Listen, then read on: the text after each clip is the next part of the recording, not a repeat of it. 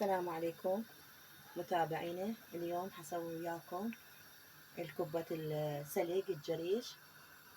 طبعا كلنا نعرفها، بس اليوم حسويها وياكم على السريع. الحشوة هي لحم وبصل وجوز وبهارات وملح. العجينة تتكون من كوبين برغل كوب جريش. هسه نجي نسلقها وياكم. هنا عندنا مي السلق، أنا أحط هيل ورق قغار ينطي طيابة وشوية ملح. هسه أبدي أشكلها وياكم.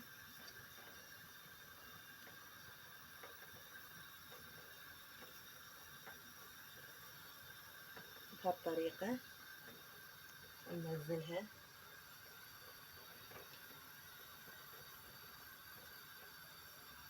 هنا مسوية عندنا شوربة عدس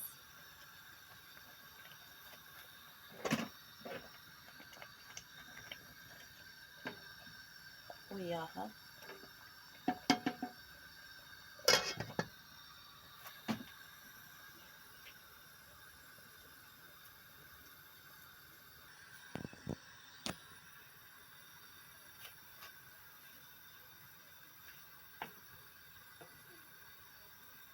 هاي أول وجبة.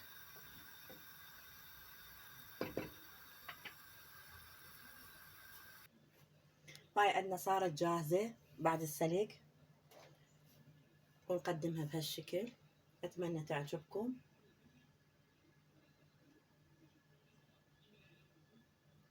وأشوفكم بفيديو جديد.